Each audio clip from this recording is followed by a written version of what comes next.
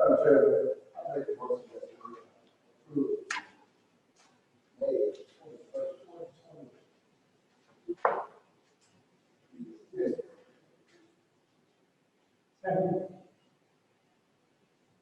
Vice President Wade. Director Brooks. Director Carter. Director Gray. Director Abram. Director Rogers. Chair votes aye, motion carries 7-0. At this time, we move the swift approval of consent items. Item 5.1. Joe. Understand? Understood? Is there It's 5.1.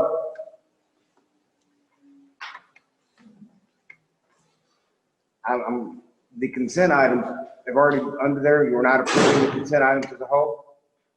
Do you have any presentation for us here? Or you want to discuss? Am I missing something? I'm sorry. Are you seeking action approval or action on item 5.1? Oh, These are consent items. yes, if we could approve the consent items as a whole. All right. At this time, okay. At this time, the chair is seeking a motion to accept all consent items.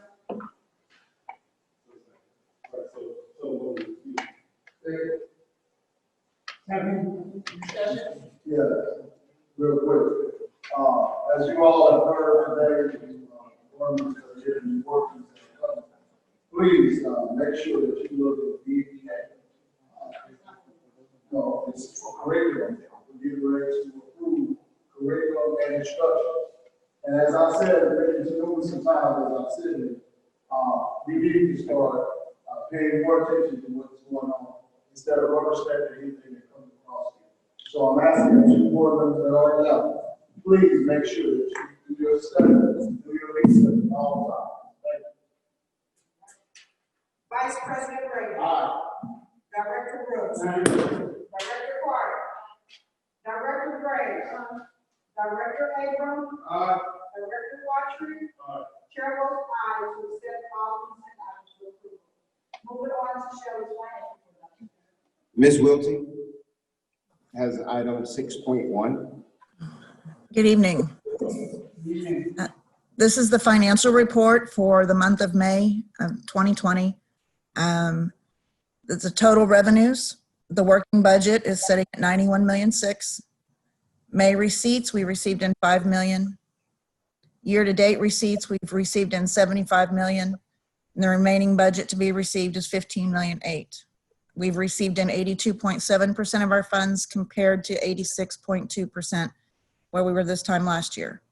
I do have some good news. I received an email today and we received 2 million of the protested taxes out of the 2.3. So that did come through on tomorrow's, that will come through on tomorrow's payment.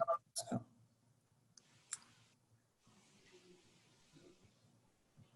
The expenses as of the end of May, the working budget is 85,100,000. May expenses were 5,100,000. Year to date, we're at 69,100,000 with the remaining budget to be spent 15,900,000. Percent of expenses paid for the year 81.2, and at this time last year we were at 82.1.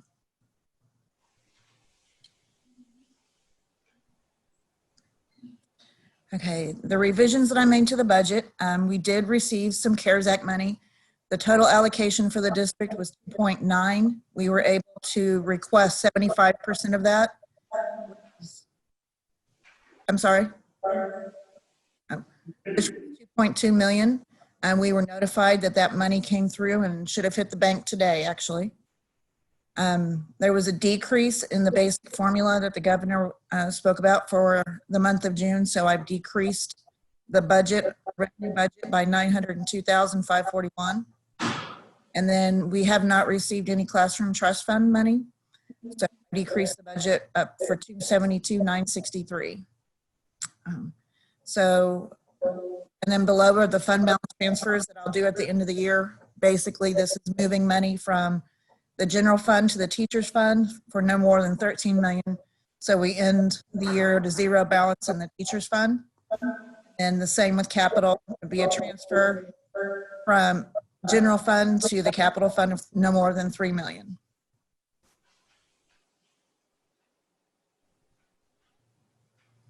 you'll see that the reflection of the change that I did with the budget revisions, and it was an actual total increase to the budget of 1.3 with the receipt of the CARES Act of $2.2 million.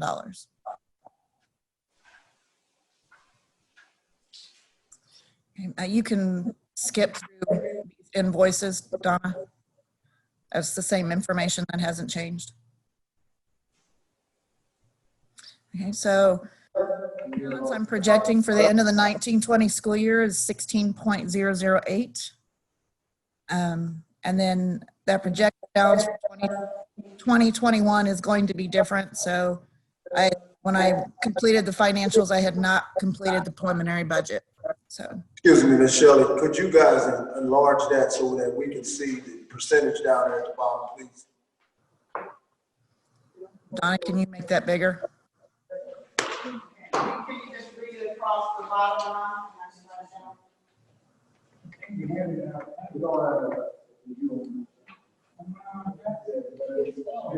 I'm not sure if Donna can make that any bigger. I can. It's 16.008 is the projected fund balance for the end of this school year. So. Right, thank you. Mm-hmm. All right, so these figures, okay,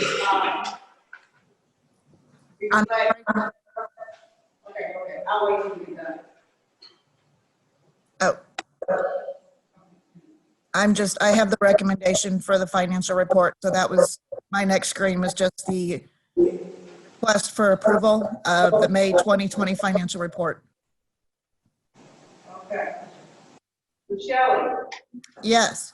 The fund balance that is stated that you presented today, 1920-21, is that the most up-to-date fund balance? I'm really struggling to hear. I heard some fund balance. For 2021, is that the most updated fund balance? Yes, as of the end of May, yes. For no, for 1920. For 2021, no. It's different now. Okay. Okay, for the one for this year, where are we at? The 16.008. Okay. And that one is accurate, President Briggs. It's because there's some other concern going forward that the rest of the ends are not as accurate. And that's going to be addressed in the next board item 6.2.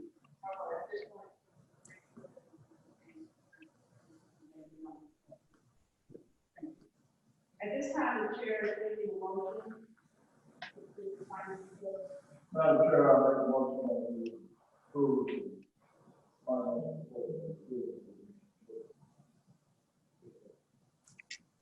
More discussion. Of the remaining budget of 60 million. Donna, To give the first part of my question, I apologize, I asked the question again. Of the 60 million dollars remaining in the budget for the end of the year, is there a possibility that we'll have some holdover based on the projection? I am so sorry. I am really struggling to understand. Oh, I'm sorry. Okay, I'm sorry, Ms. Wilson. We indicate that the remaining budget right at $60 million. Will is that already factored in for the end of the year, or will we have some reserve from that $60 million? Yes. That will be So, the 2021 school year. If I'm understanding the projected revenue, the 15 million that we still need to receive, we are, I've got it close for the state payment as I can. I know we've received 2 million. We'll receive.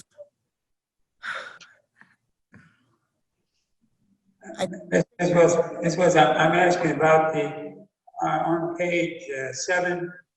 Okay. The remaining budget is 15.9. My question is that budgeted to the penny between now and the end of this fiscal year, or is there a possibility that there will be some holdover money from that amount? that would go into the 2021 school year.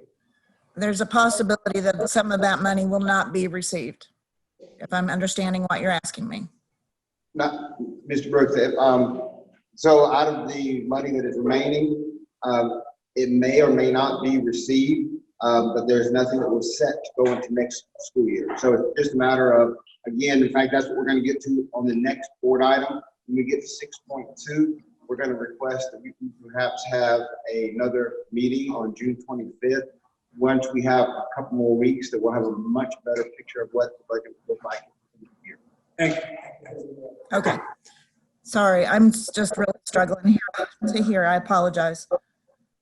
Mrs. Wilson, my question to the, you said that the fund balance is going to be moving around. What do you predict, how much of the percentage for the 21-22 school years and then 22-23 school year are you going to be going, how much of the percentage is going to be? What is your? That's actually on this next screen, but this, I can tell you at the end of this preliminary budget, I have a projection, which is the most current for the 2021 school year, is a 17%. So I'd have to look at the others, but it does start to go down progressively in the next years after the 2021 school year. So.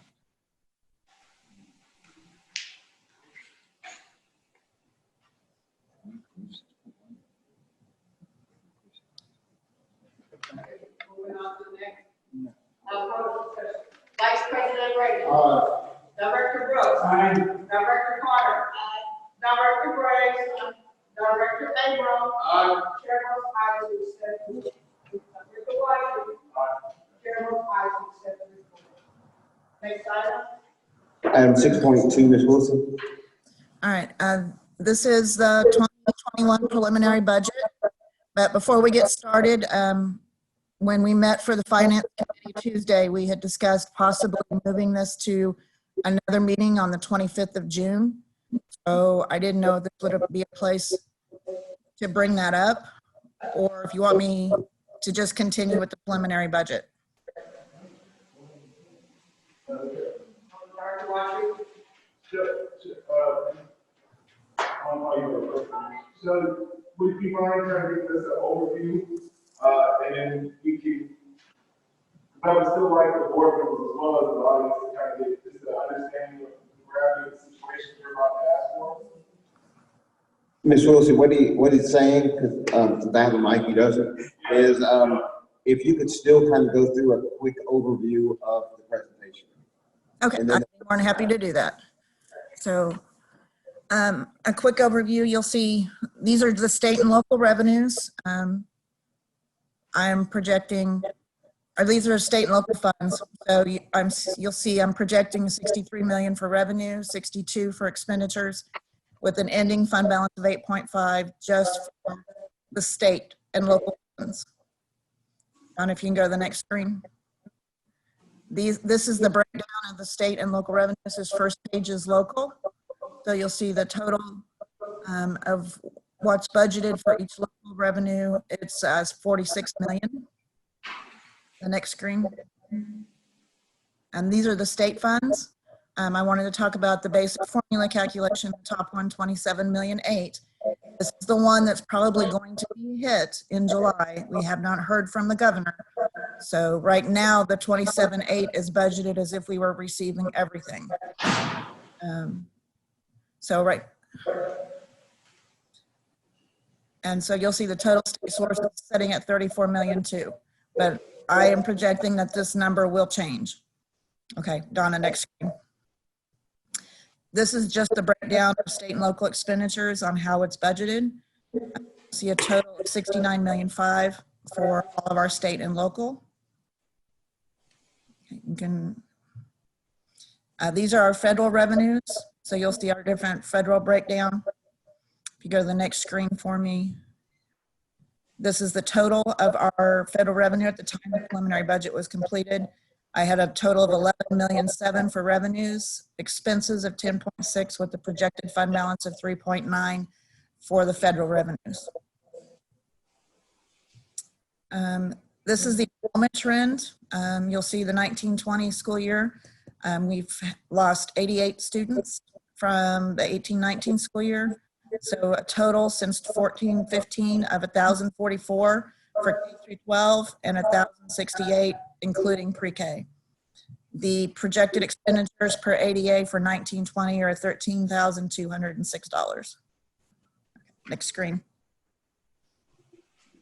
This is the funding based on those enrollment numbers. So you'll see there is a decrease in the basic formula of $747,655. And I am projecting that that will change, not for the better. This is just a list of our outstanding general obligation bonds at the moment. We have 3 that are outstanding, and the amount of our estimated bonding capacity is $38 million. And the tax levies, we're planning on it staying the same. So these are some of the notes of what were included. I have a step increase of $576,000. Now this was included in the 3-year projections for the 19-20 school year, so those were already included in my numbers. An increase for additional steps to the teacher salary chart of $103,000. An increase for the hourly rate change for the police officers, it costs $27,000. An increase of $38,532 for the hourly nutrition staff to meet the federal minimum wage of $11.15 an hour. And then there's an increase of $12,936 to change their salary chart from 13 steps to 20 steps. Next. There is a 1.5% base increase for $2,812 for the parent educator salary chart. And then the decrease for the 3-tiered bus was $428,000, that's included. There's an increase of $671,825 for health insurance premiums. And that covers the runoff from this year plus the new premiums going forward. Again, that decrease is $747,000 for basic formula. And this, because of the 39% decrease in June, I'm expecting probably the same in the month of July. The governor did mention that he wants to try to do it all up front and not break it out over every month for the year for 2021. All right, Shelley, I do have a question before you move on. Yes. Because this is very important. And you have to understand what Ms. Wellesley is saying, that last month there was a decrease in the district budget of 39%.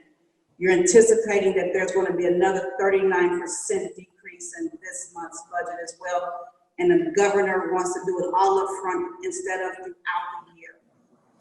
Right, and that 39% is coming from me. He did not really say what it was going to look like, but there will be a cut probably to the basic formula, and I expect a cut in our Proposition C, which is our gambling money, because the casinos were closed.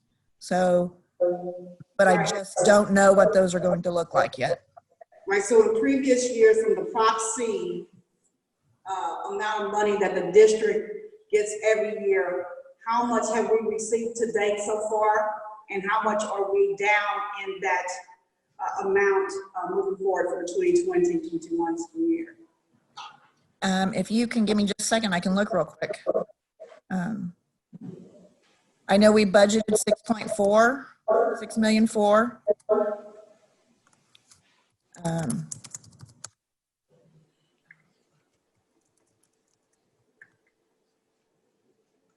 We're down to 4.6, so we've lost a 1.8 million in budget between 1920 and 2021. And what we've received so far in 1920 is, give me just a minute, I'm almost there. Oh, come on. Sorry, it's moving slow.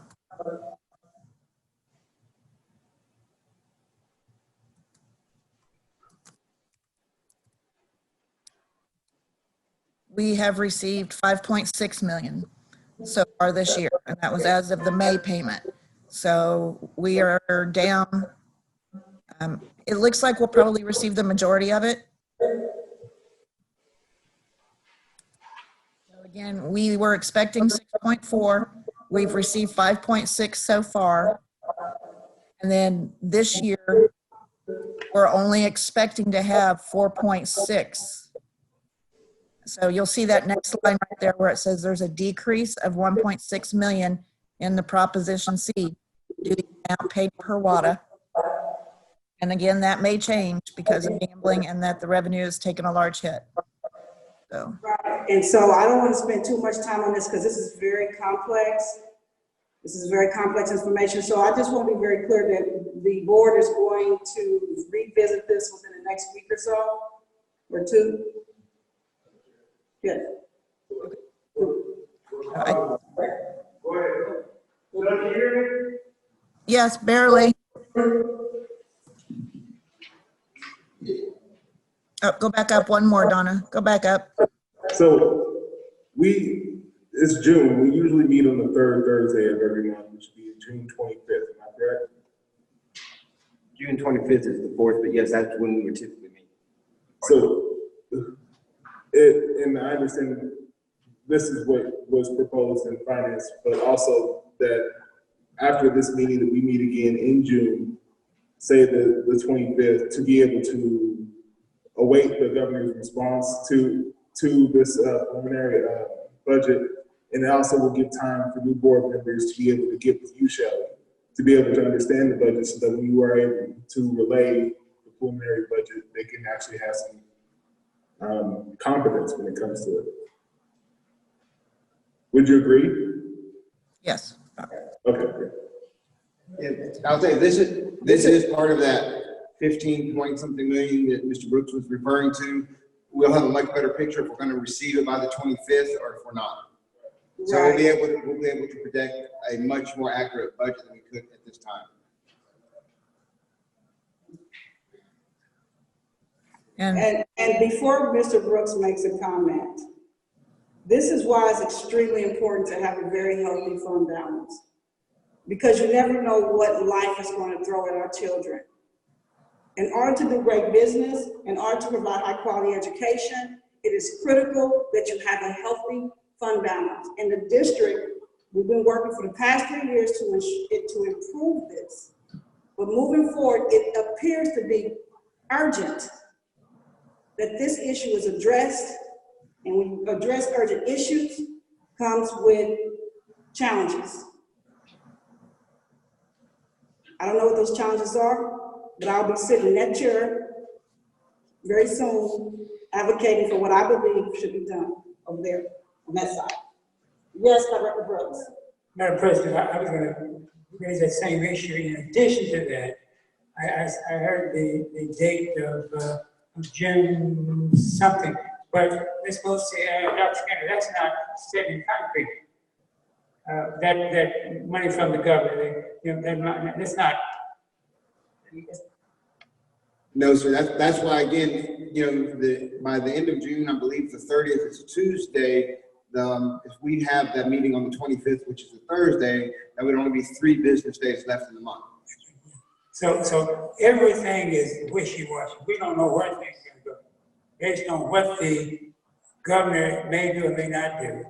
And the county still, there are some uncertainty there. So, and I think to our new board members, this was held for your good, so that you at least see what we're wrestling with here as some of the board members go out.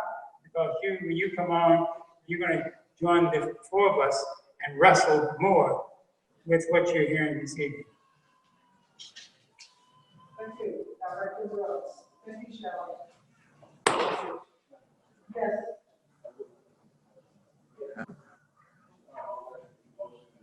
And would you like me to continue or? Mr. Watkins make the motion. I'm sorry?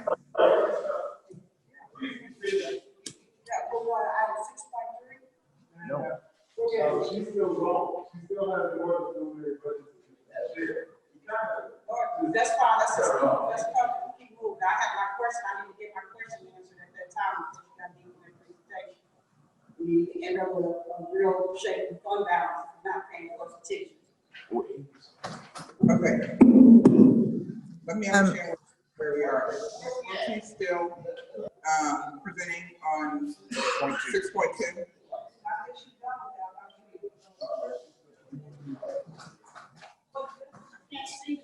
No. 6.3. So we put up 6.3. I think Ms. Wiltie said she still has part of 6.2 to present. You all want to continue with 6.2? Yeah, please.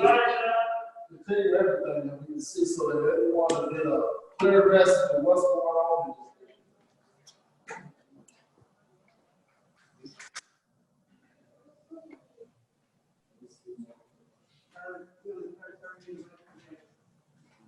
Were you going to make a motion, Mr. Watson? I am, but I'm gonna let her go ahead and finish her presentation. I'm sorry, I thought we had heard what we did, but as there is more and we do have a total that we can see, I would like for you to consider. Are you finished with the presentation, Shelley, or do you have more? There's one more screen that's going to show the 3-year projection, if we could go to that. And this is the numbers we were talking about earlier. So I just wanted to bring this to your attention. So right now for the 2021 school year, I'm projecting a 17.2%. 21, 22, I'm back down to a 16. And then you'll see in 22, 23, we're at a 13. And then 23, 24, we're at a 10. So I just wanted to bring that to everyone's attention.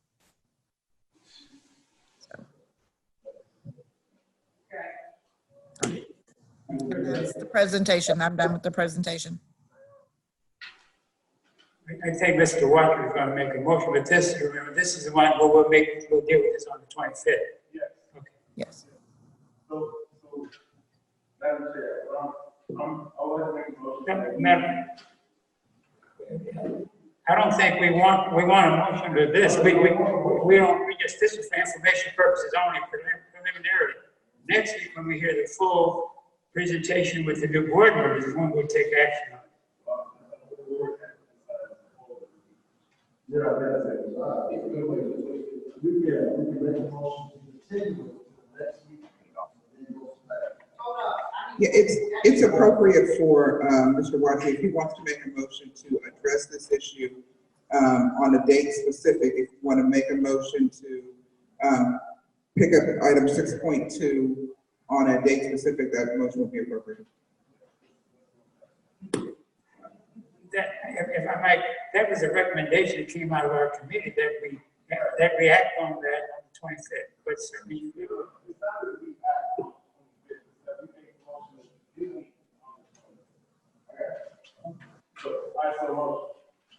I'll second. clarity to the date. June 25th, Correct. Yes, sir. So as I understand your motion, it is to pick up item 6.2 on, to address item 6.2 on June 25th in a special meeting of the Board of Education. That's the motion that you're making? Yes. Okay, so you need a second for that motion? I believe I have this. Okay. That's it. Okay. Right. Vice President Reagan. Director Brooks. Director Carter. Director Gray. Director Abrams. Director Watson. Chairman I, motion carries 7-0 to take this part of this up to the 2020. Thank you, board. Okay, I have one more. This is the approval, the requested approval of the district's property liability and work comp insurance for the 2021 school year. I just wanted the recommendation for our property is to remain with Alliant. It is an increase of 22%. So it's going to increase to $56,369. Scroll down one more to the next page, please. Let's see. Then the district's high loss ratio for our liability insurance, and they've recommended staying with MoPerm with an increase in premium of $31,168, and that's a 20% increase. And this is based on our deductible staying at $25,000. So the majority of this increase is in our employee practices liability coverage. The district's going to remain with Missouri Employers Mutual, MEM, for the district's work comp. This is some good news.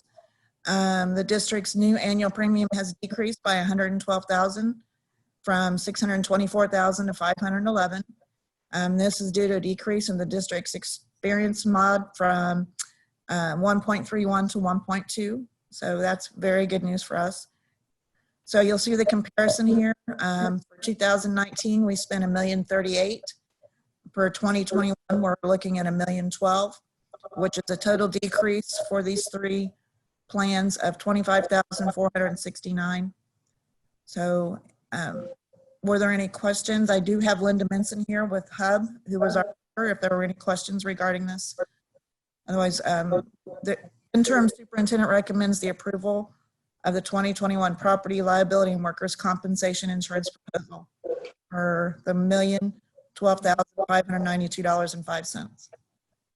I just want to make sure that Ms. Rossi and I'm very clear. We did experience a increase this year. Dr. Skinner? Yes, she was asking if we experienced a decrease this year. If we experienced what? A decrease. Decrease this year. In which piece? Decrease in premium. I want to make sure that I'm reading this document accurately. I want to make sure that I have the right line item. Did we experience a decrease here? Okay. In our premium, did we experience a decrease? The total premium for all three, yes. There was an increase in our property insurance of $56,000. There was a decrease of our work comp of $112,000, and there was an increase to our liability insurance of $31,000. So it's a total decrease of $25,469 for all three plans. I just wanted you to kind of, because there was an increase, decrease, and an increase, and then once we average that together, the district experienced an increase. Correct. That is what I wanted to clarify for the board and for our audience. Thank you. Okay. Yes, Director Watcher.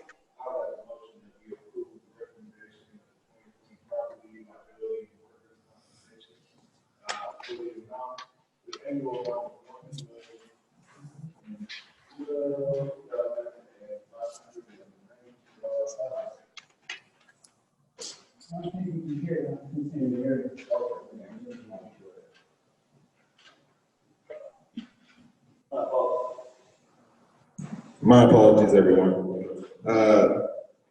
Madam Chair, I motion that we accept the recommendation for the 2021 property liability and workers' compensation insurance proposal for the annual amount of $1,012,592.05.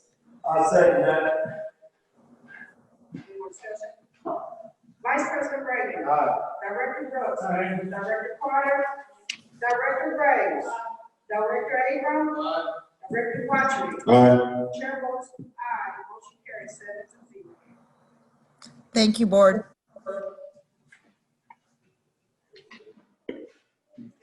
The next item, 6.4. This is a request to policy GCBDA.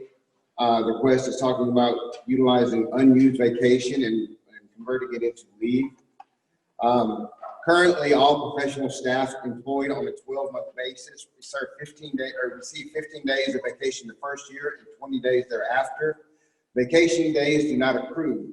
Therefore, they basically just are lost if they're not taken by the end of June, with the exception of currently, with approval of the superintendent, 5 days can be rolled over and utilized during the month of July.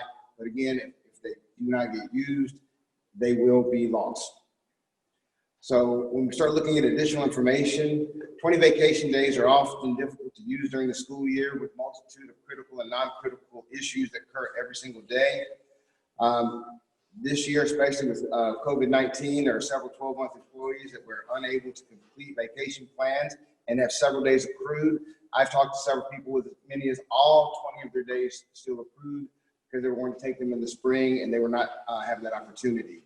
In fact, on my desk in this past week, I've received almost 15 requests for rollover of days, and even with that, several will still be lost. Additionally, we utilize compensation time for students that are not FLSA exempt.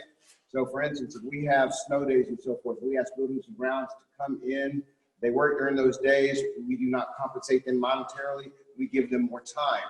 So it's very often that a staff member will have 20 vacation days and then accrue another 5 or more days of comp time. And due to this policy, GCBDA, it stipulates that any vacation days unused will lose. And typically what happens is most people don't like to lose their vacation days. So what happens is there are a lot of people making plans during the last month of June. And currently, we have that going on right now. So what I am proposing is starting this year that the option be allowed to I'm gonna read this to make sure I don't mess up. I propose that this year that the option be allowed to remain this school year for vacation days. However, starting with the 2021 school year, that option is removed. And on June 30th, at the end of each year, vacation rollover unused converts into leave. There is a minimal cost associated with this. If you go further down into the policy, it talks about payment for unused leave at retirement or resignation. For employees who voluntarily discontinue service, they're compensated accordingly. If they have been with the district for at least 5 years, they get 25% of sub-pay for their accrued days. At the end of 10 years, they get 50% of sub-pay for their accrued days. 15 years, 75%. If they stay with us a full 20 years, they do get 100% of sub-pay for their accrued days. If we enact this change, it will encourage employees not to exhaust all their vacation days instead of losing them, because they will just convert into their leave bank. So again, what I'm recommending is that we amend policy GCBDA, professional staff short-term leaves, to reflect unused vacation days would automatically roll over as leave days, starting with this school year, the 2019-20 school year. And then in addition, staff could still roll over 5 days into July during this school year. However, starting again next year in the 2021 school year, the opportunity to roll over vacation days would be removed. Any vacation days left would automatically convert into leave.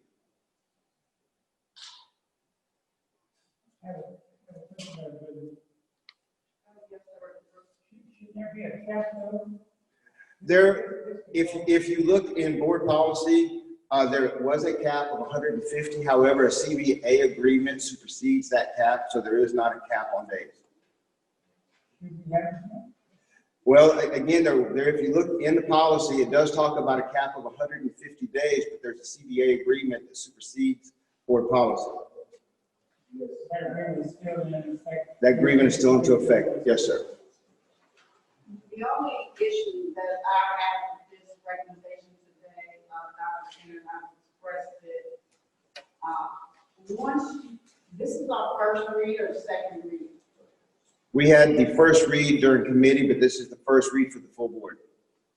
The only problem that I have with this, and I understand the COVID thing, so I would have preferred an opportunity to make an exception for COVID and not just amend the whole policy at one time. I think it's important to know that whenever you amend policy without the proper vetting and reading of the policy, it's very hard to go back and undo something.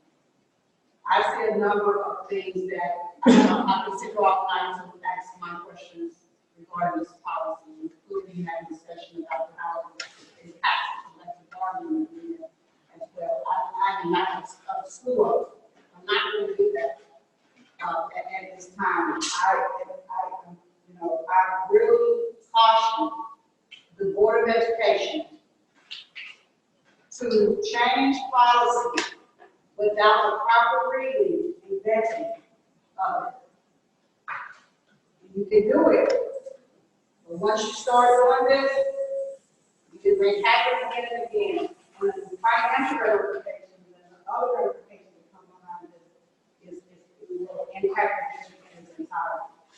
So I just simply say that the board will take action. This is what the recommendation is. The board, whatever action you choose, I suggest that it be vetted and or make a recommendation to do something special and the instance due to the COVID to allow them to do the time and then revisit changing the policy 2021 and 2022. And I think it requires some more discussion and some more meetings, which you can do what you want to do. Madam Chair, Yes. could I make a motion that we table this issue to the June 25th? Would that be, I guess, before I make the motion, I'm sorry, because that's all I do. A question to Dr. Skinner.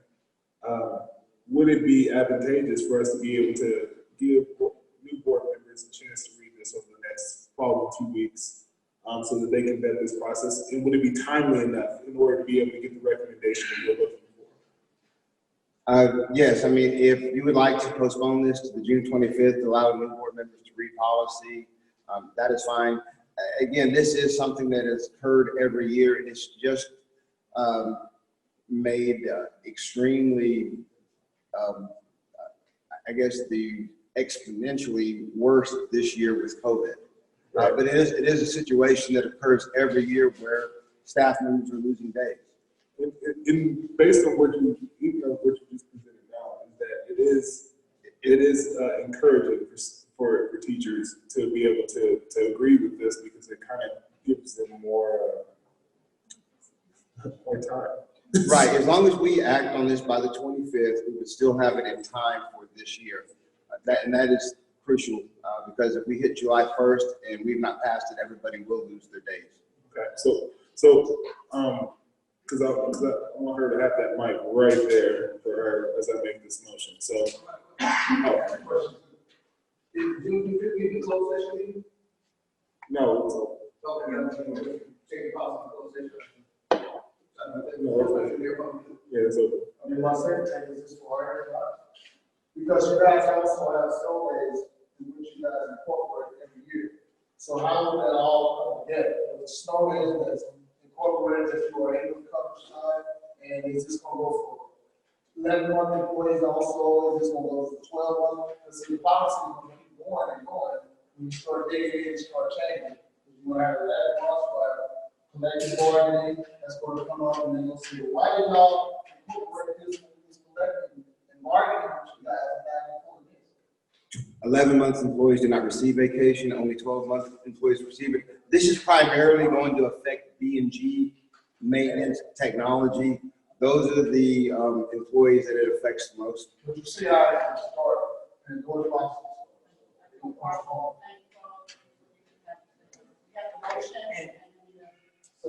So at this point, you don't have a motion on the floor, correct?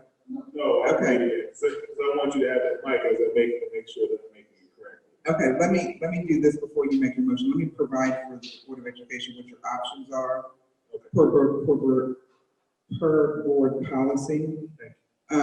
Policy BF is going to govern how you all amend board policies, and it allows you all, generally speaking, your rule is that a policy amendment comes for a first and a second read before the Board of Education. There are circumstances with which you can you can adopt a proposed policy revision after one read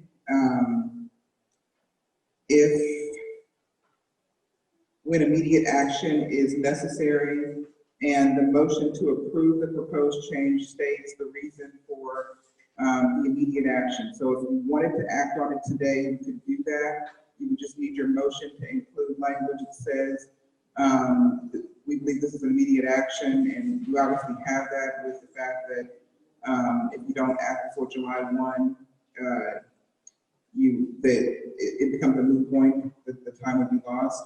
You also have the option of suspending your policy So you could address this issue for this year by suspending the board policy. That requires, because you all received notification of this change in writing per the board's agenda, that requires a majority of the board members vote. So you could move to suspend the policy to allow this to be addressed for this particular year and then take this up as a permanent issue for next year. Or you can do what I believe Mr. Watson is about to do, which is move to address this at the meeting that you already have scheduled for June the 25th.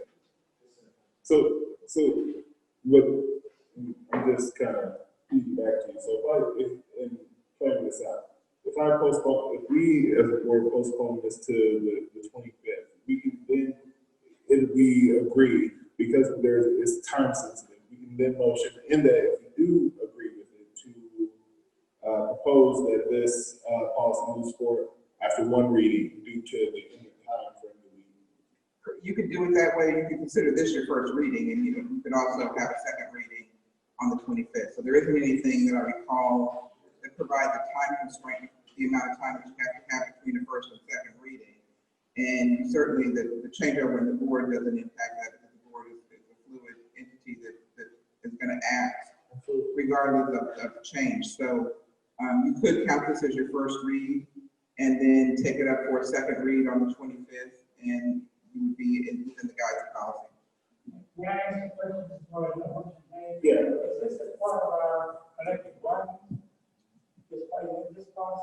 Is this part of collective bargaining? So this is affecting, It affects 12-month employees, so it affects 12-month employees. So it affects some. some of them, yes. Well, are we in violation of our agreement if we do this? We Whether they- signed an agreement for this, and now we're going to change it. Well, I think the agreement dealt with the cap, right? Their agreement, the board policy has a cap at 150. Right now, And that's the collective bargaining agreement. the collective bargaining agreement did away with the cap. So you guys, unless you're trying to make a motion that puts a cap on this, then you would have, a violation of collective bargaining agreement. But if you're moving to make this conversion and not affect the collective bargaining agreement, then I think you're okay. I trust you. And certainly, if you're planning on taking this between now and moving this to the 25th, I'll confirm the answer to that question. You certainly have a clear answer before the 25th. Okay, so Madam Chair, before I make this motion, I want to just let the audience know that this is going to count as the first reading. I'm speaking to specific audience members. That this counts as the first reading, so that as we come on, it will be considered the second reading on the 25th for you also. So there, I then motion that we postpone this item to the June 25th meeting. Second. That discussion. Vice President Reagan. Director Brooks. Director Carter. Director Gray. Director Abram. Director Watson. Chair votes aye to move this item to the June 25th, 2020 agenda. All right, thank you so much. Moving on to item 6.5 is the AFT agreement for the 2021 school year. Each year, the district works with representatives from AFT to negotiate an annual agreement. The negotiation occurs with district leadership and AFT. The board is briefed on negotiation and ultimately votes to accept the annual contract each year. The AFT bargaining unit basically is our clerical, custodian, and paraprofessional staff members. This year, AFT did not propose any changes based on the district, based on financial uncertainty due to the COVID-19. The district and the unit came to an agreement to award a step in service to members in this unit. The cost of a step is $148,591 and has been included in the ongoing budget projections. So the results would be that the district would be given a step to classified staff members who are not already on their last step of their pay scale. The district also in agreement with continuing the current 2019-2020 agreement as written into the 2021 school year. So therefore, the recommendation is approval of the agreement with AFT Local 6023 for the 2021 school year as presented. Question. Yes. Dr. Scanlon, is this group covered by the same policy that we just tabled and discussed with regard to no cap? If we were to do no cap, yes, it affects them as well. Typically, when we do one for one group, we do for another. So like for instance, typically when we give one step to certified, we give one step to classified. When we go into agreements, although the agreements are separate, there is overlap.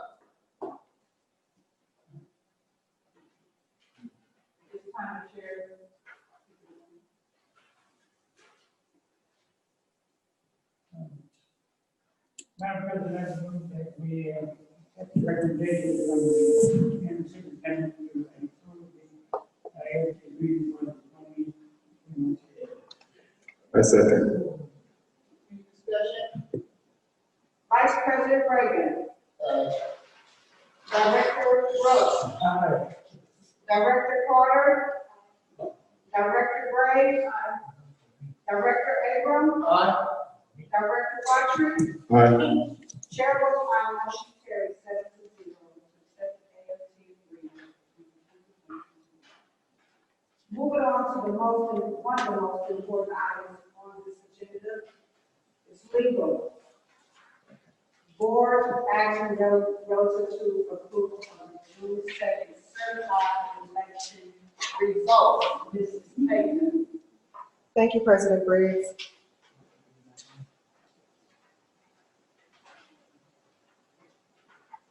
I will read to you first the Kansas City Election Board certified results. Byron Townsend, 1,079 votes. Deron McGee, 1,081 votes. Clifford Reagan, 820. Richard Abram II, 402. Irene C. Kendrick, 1,215. Debbie C. Long, 663. And there were 52 write-in votes. Going on to the Jackson County Election Board results. Irene Kendrick, 115, bringing her votes to a total of 1,330. Debbie Long, Jackson County Election Commissioner's certified vote was 106, bringing the total 769. Byron Townsend in the Jackson County election received 131 votes, bringing his total votes 1,210. Deron McGee, having received 109 votes, has a total of 1,190 votes. Clifford Reagan, having received 62 votes in Jackson County, brings the total votes to 882. Richard Abram, having received 59 votes in Jackson County, bringing the total to 461 votes. Madam President, I'd like to seek a motion for approval of the certified election results. Madam President, I move that we accept the final vote from Jackson County of those three persons and so certified. I'll say it. Any discussion? Vice President Reagan. Director Roach. Aye. Director Carter. Director Graves. Director Abram. Director Watson. Chair votes aye to accept the certified election results. All right, we have one more order of business to go on too much time on it, and that is the 3-tier bus system. Discussion whether we like the Well, we had a discussion about internal superintendent. Dr. Stanton. You just want to update on that? I'm not sure what there is. The only update, because this was approved at the last board meeting, we did have to change 2 of the pre-K start times to make sure that our buses were utilized.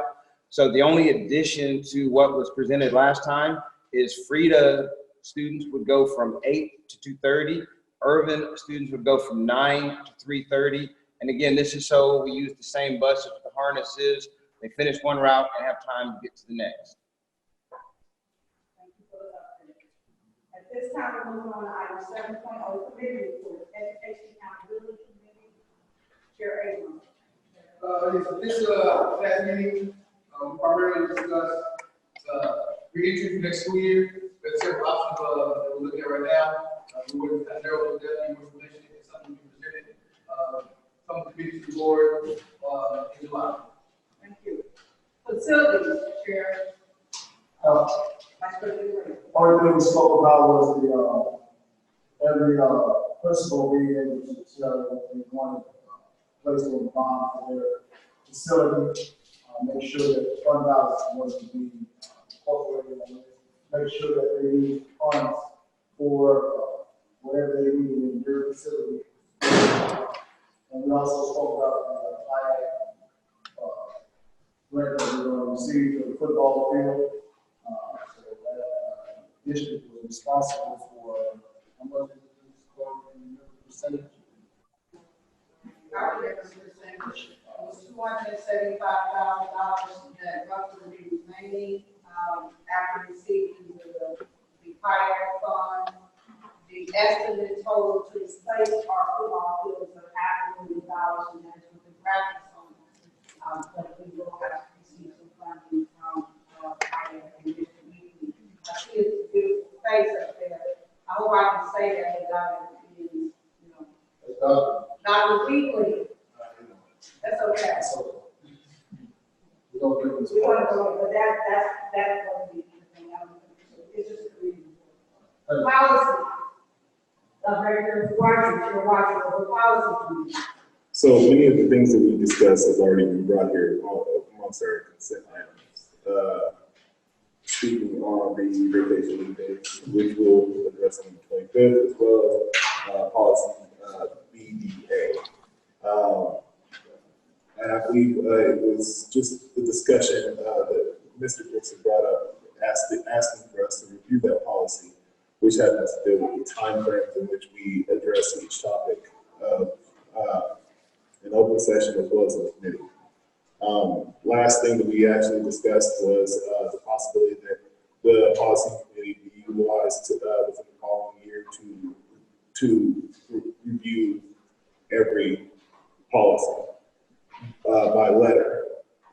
This way we can make sure that our policies are updated and also ensure that they match what we're trying to do here in the district, and it supports the procedures that administration and teachers need.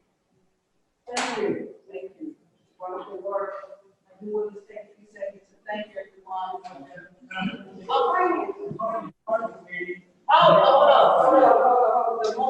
of the departments that's the most important committee, Alvin Brooks.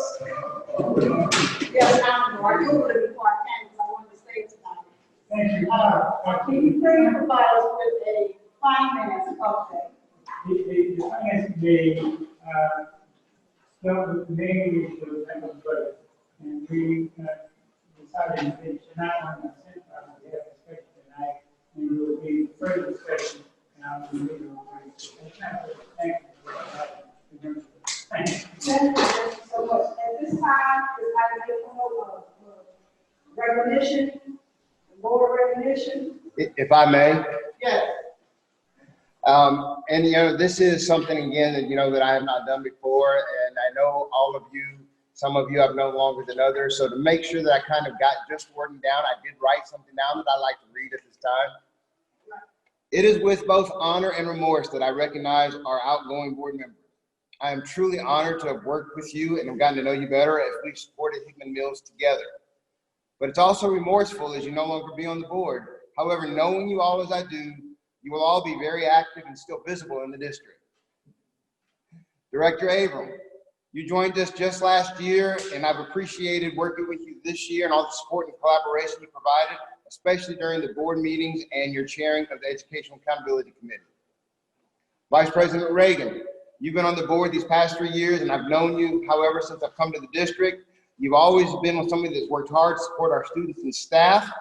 You've always been someone who questions how things were done and always wanted us to conduct ourselves in the most effective way possible.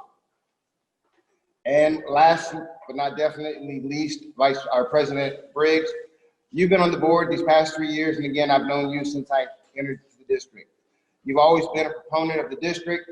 I first noticed your dedication in December of 2013 when you worked on our first 5-year strategic plan, and here you are 7 years later, still advocating for the district. You always work to ensure our students succeed, helping them any way you can. I want you all to know on behalf of ELT, your collaboration and support was noticed and appreciated. We, along with the rest of the board, will miss you. On that note, I would like to present you all with plaques of our appreciation, and as soon as we present these, I believe Ms. Graves has something she would like to say as well. But thank you so much.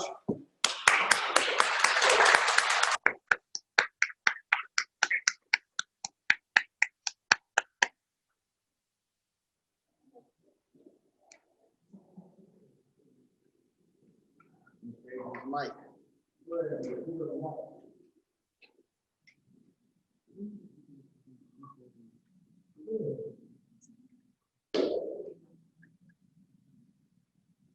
Okay, I would like to share a proclamation to our president, our outgoing president, Ms. Briggs. So if you just indulge me for a few minutes while I read it. Honoring Lakeisha Briggs for her service as Hickman Mills School District Board President. Whereas Lakeisha Briggs served as Hickman Mills School Board President from 2018 to 2020. And whereas she is a strong advocate for student achievement and equality for all students. Whereas, as school board president, Briggs visited all of the district schools and used her own resources to assist students. And whereas, Lakeisha Briggs played an instrumental role in balancing the budget and began her own educational facility, the Bridge Academy, to serve the Hickman Mills community. Now, therefore, be it resolved by Councilwoman Raina Park-Shaw of Kansas City. The Councilwoman Raina Park-Shaw hereby acknowledges the importance of recognizing Lakeisha Briggs for her years of dedication to the students of the Hickman Mills School District.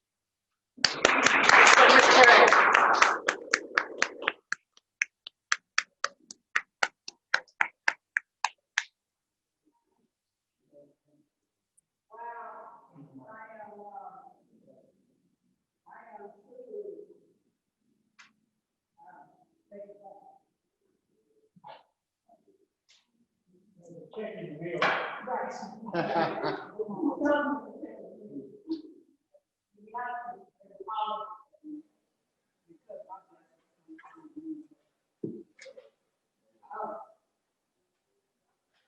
I can't sit here and just sit with the bottom of life. I have a wonderful team, and I can point you guys out one by one for the roles that you play. My shield and my guard, Mr. Vice President Ray, and through the race, when I didn't want to put the arrow on my behalf in the chair. Honorable Brooks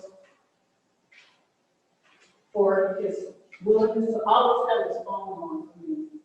When I called him after 10 o'clock in the morning to ask questions regarding leadership or whatever my needs may be. Director Parker, and her resilience, her support, you know, my soul sister down there on the end, I can just come talk to her just about anything. Mrs. Graves, for her support over the last 3 years. And my man Abram, I never told him 7 times, I can go, you know, he's the man. And Director Watcher for is hard work and dedication. What people don't know about being a chair, it's very critical that you have a team that supports you and says yes more than say no. Director Watcher, Vice President Reagan, and my colleagues have always taken on all the duties and all the meetings with integrity and fidelity. They have been extremely diligent in their work. And my success is only made possible because of my colleagues that sit to the right and to the left of me. Most importantly, the district does something wonderful over the last couple of years, and I'm going to keep it short. We hired, if it wasn't here in this room, damn good attorneys. They have guided us in making great decisions and keeping us out of trouble.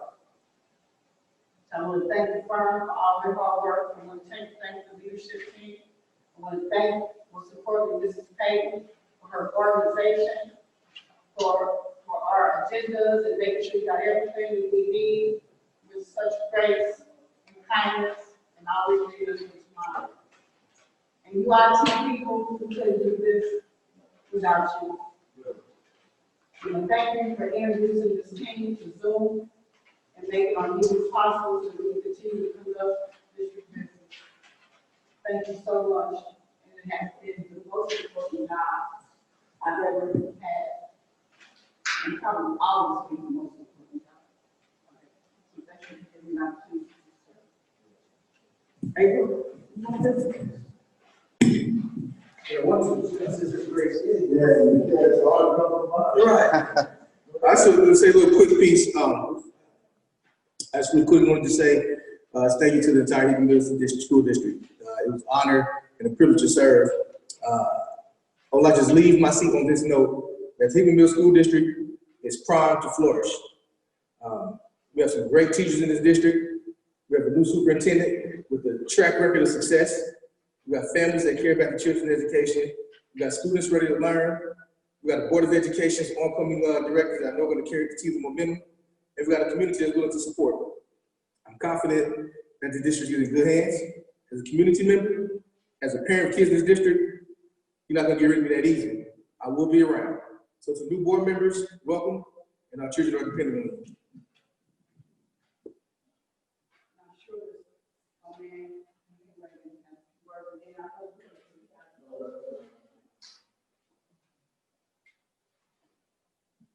So I'm gonna step from behind here, because this is where I'm gonna be.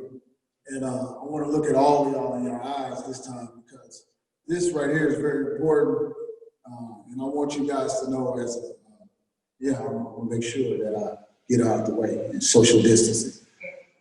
I'm charging each and every one of you all to carry on this great work that is done for the district. This job is not hard. I'm gonna be here 24/7, 365 days a year. This is something that is not done lightly. So if you're looking for a title, if you're looking for money, this ain't the place to be. As a community member and as an advocate for children, I know how hard this is going to be. So I charge each and every one of you, because in this crowd I'm going to be. I know we've heard many numerous board members state that they're going to come back and watch, but I'm going to be the one that's going to be under that clock. So at the end of the day, I just want you to know, our children are in you guys' hands. And I'm glad to have been a part of this team to be a successful superintendent over here. Not taking nothing from you, Dr. March, because you paved the way for the next superintendents to come. But I can tell you guys right now, and the people that are listening, that we did a damn good job picking this one. And I do apologize for my English today, because I generally don't step out of my character when it comes to cuss words, but I do step out of my character.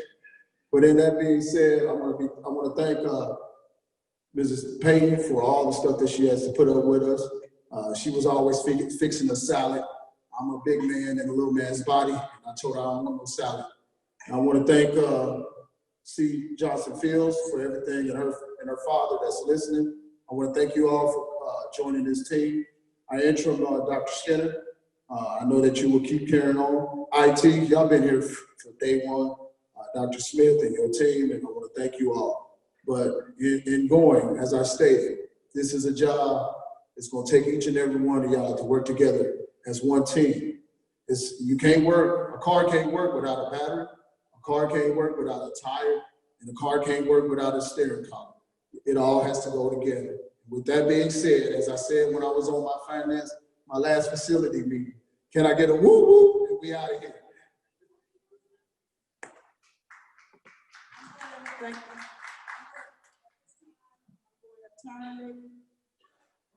Where's my agenda? I think I put it up too fast. I'm going to turn it over to Dr. Skinner, and I know that they want to take their oath, but when you get to the item of board reorganization, I hope that you choose the right person to lead this ship into the new future. And I hope that you support he or she and taking this district to the next level. It will be the most important decision you make this year, is picking your next chair. Thank you, Director Watchery, and thank you, team, for all your hard work. In Jesus' name, amen. Amen. That's right. Great. Before we do take the oath, I do want to take a moment to recognize that Mr. Yao, our next superintendent, is in the back of the room. He has been here for the last 3 days. Several of you know him, but several of you on the committee didn't help choose him. I don't know if you have anything you want to say at this time. Just wait here. That's my superintendent. That's a good record. Right, so I'm gonna stop right turn as quickly as I can. I don't think that like my hands. Thank you, Dr. Skinner. Might be a mistake if we mic. I really didn't want to say anything, but you know, I am a bit overwhelmed with this process. I see the exchange from the community members to the board members. I see a lot of love in the community. I know sometimes things are hard. We have to have some friction around, but I truly believe that we've got the foundation to get to the level where we want to be. That's above the bar. We can be an exemplary district, not just in the nation, I mean the world. So I'm setting the bar, not here, but here. But we'll need everyone to be a part of that. So I look forward to your support and your collaboration, and I'm excited to be to live and work in this community. So thank you.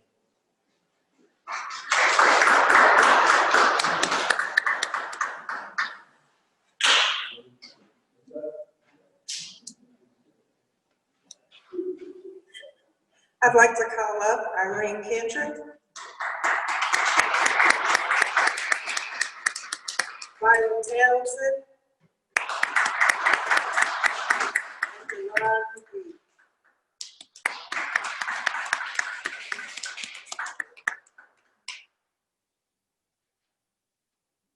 As he's ever standing in the middle of you guys to hold the mic, you will all three take the oath at the same time.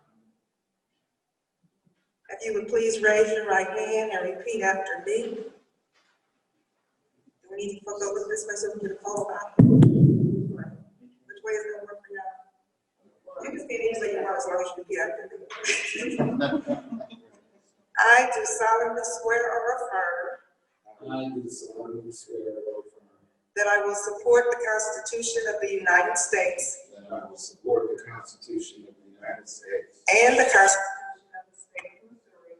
and the Constitution of the State of Missouri, and that I will faithfully and impartially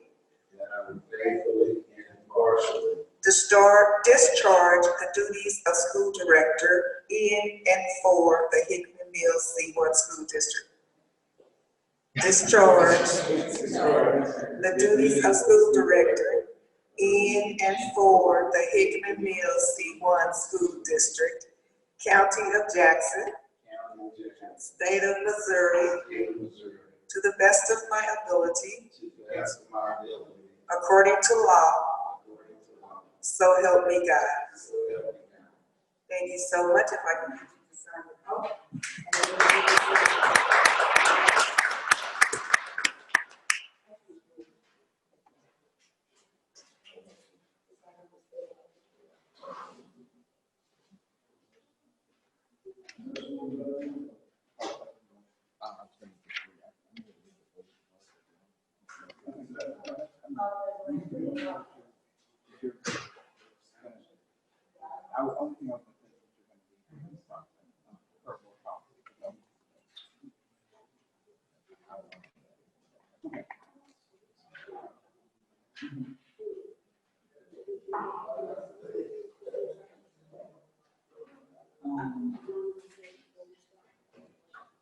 Although Ms. Payton, can I have your mic? It seems to be better than this one.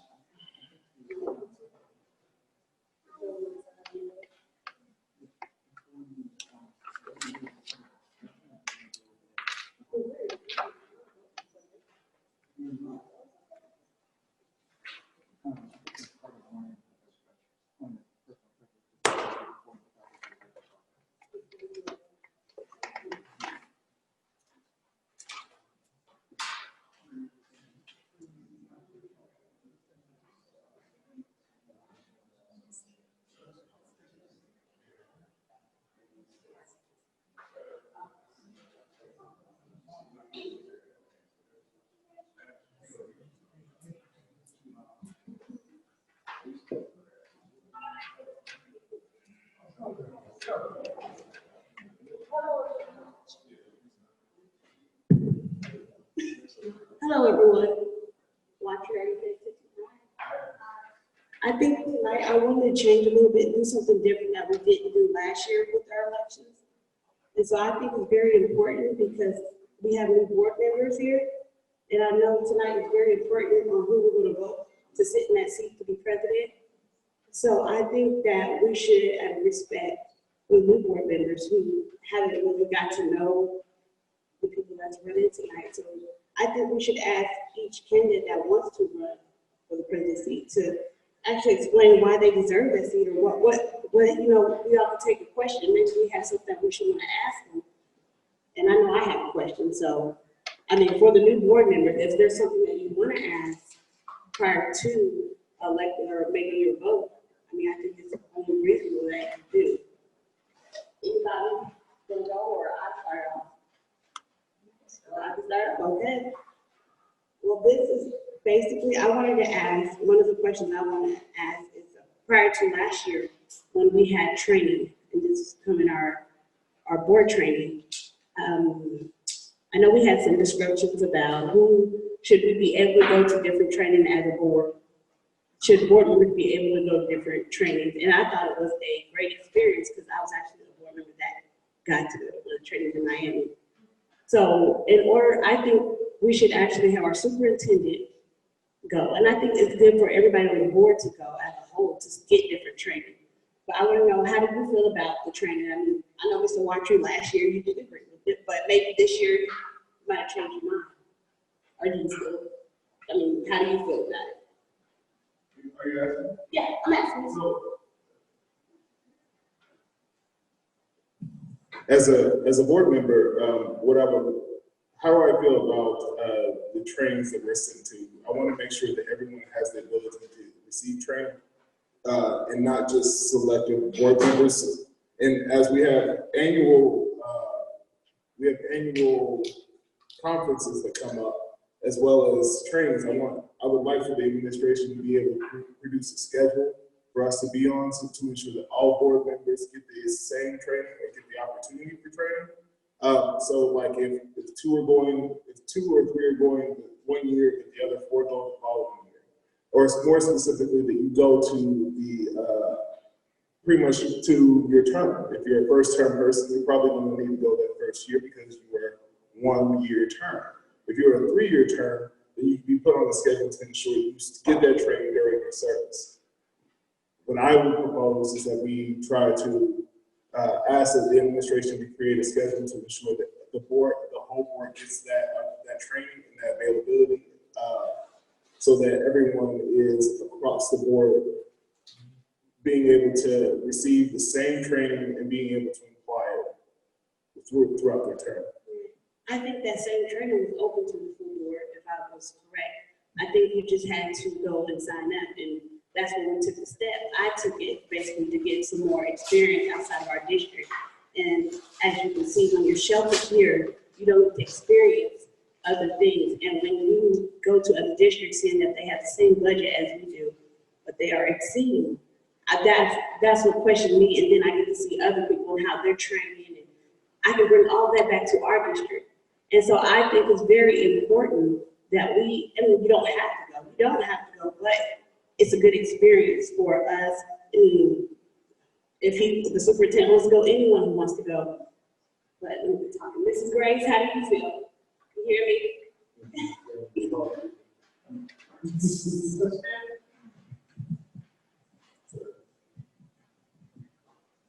As a former board president for a year, I felt that the first year, I'm definitely not opposed to training. In fact, before I went on training, I encouraged the other board members to go because I thought that was really important. I think the first year that you're on the board, you're overwhelmed. You're trying to understand this, which I'm still trying to understand it.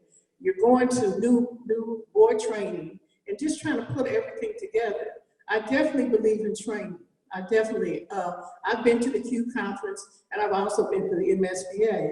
The MSBA was my first conference to go to, which I learned about all the things that are going on in the state of Missouri. When I went to the Q conference, it was a more global. I enjoyed it.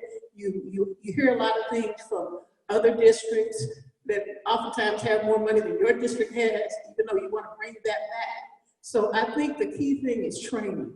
And I think the first year, just my own personal opinion, that it's overwhelming for you to try to learn everything.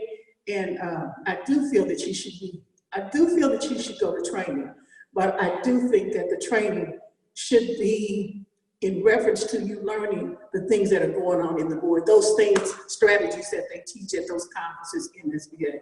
But no, I'm not opposed. I went to both of them. So.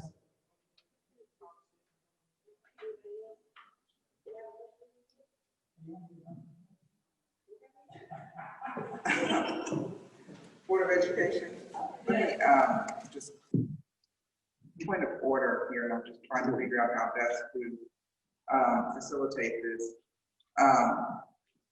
So I think we've got a couple of board policies in play here.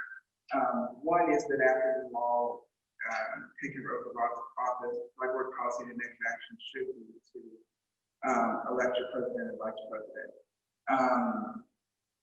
I think also we've got a board policy that places limitations on the amount of time that board members discuss issues on the floor. I certainly don't want to interfere with the pleasure of this body, and if the body wants to engage in a discussion on, candidate interests, I don't want to interfere with that request, but I do want to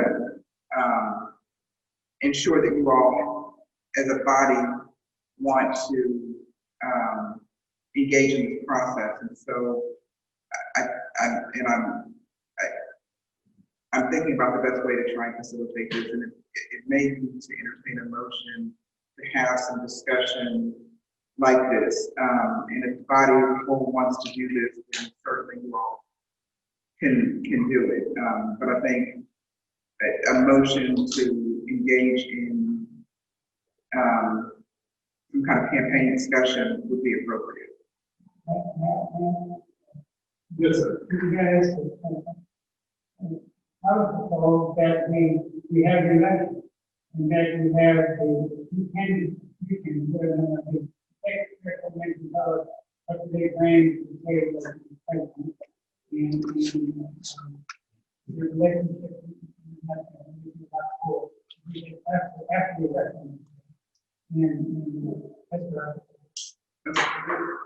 So as I'm understanding it, you're going to put forth a motion that you all proceed with the election and get nominations on the floor, and then once you have candidates, allow the candidates, 3 minutes to discuss why they want the position that they're seeking. and the same thing with people. Okay, so if you want to make that motion, we want to.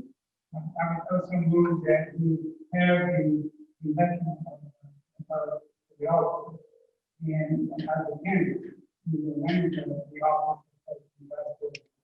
And then have them to make the agreement why they want to be the person elected to the office. Second.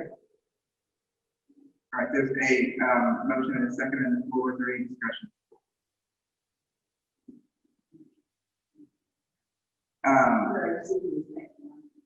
You did receive a second. So I'm going to take the point of privilege to facilitate this, since you don't have a board chair at this point. If there's no discussion, I'll call call for the vote on it. All in favor? Are there any opposed? So at this time, I'm going to, pursuant to board policy BCA 1, turn the microphone over to your interim superintendent, who will serve as temporary chairperson and conduct the elections for the president and vice president. And so once you all get your nominations on the floor, per Mr. Brooks' motion, those candidates will speak for 3 minutes on why they would like the position. Good evening. For agenda item 10.1, election of officers, president and vice president, and policy BCB board officers. The Board of Education shall elect the president and vice president. Vacancies and positions shall be filled by holding a board election. The duties of the board president. President of the board will exercise the powers as properly pertain to the office according to Robert's Rules of Order revised. They shall have the right and shall have the right of the other members of the board to offer resolutions, to discuss questions, to vote thereon. The president will fulfill the responsibilities of the office as follows: preside at all meetings, be responsible for orderly conduct of board meetings, sign all legal documents, bring before the board matters which in his or her judgment may require the attention of the board, appear on behalf of the board in all actions, consult with the superintendent in planning agendas, confer with the superintendent on crucial matters, call special board meetings of the board, appoint special committees, act as public spokesperson for the board, perform any other duties formally allocated by the Board of Education. So at this time, are there any nominations for board president?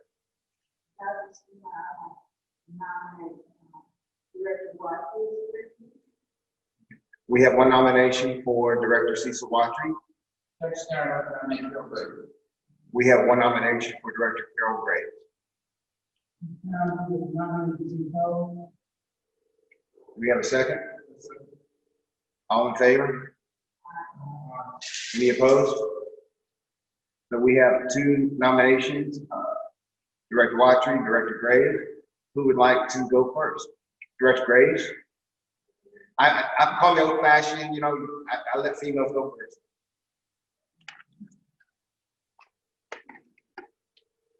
Do you have a microphone? This is something new. We've never had to do this before, so I guess I'm not prepared.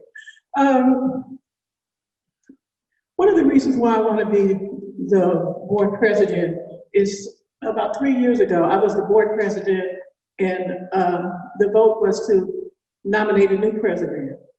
And I wasn't happy with it at that time, but as time went on, I felt I supported the board president, and sometimes you have to step back to get back up. I'm an educator, but I believe that each and every area that we have on the board in terms of vocation is what's needed. I'm not going to be a person, I don't have all the answers. I'm not going to be a board president that it's my way or no way. Because as a board president, as a leader, the group won't follow you if you don't lead correctly. And it's not about Carol Graves being the president, it's about 6 other members supporting the president. So even if I don't become the president, I'm going to support whoever the president is, because that's what you do when you want to move forward. So like I said, I'm not used to the 3-minute speech, wasn't prepared, but I think I would serve the district well, and I would hope that I would get along, with the board. Oh, we have a good board. We really do. So either way it goes, I'm going to support whoever the board decides they want. Thank you.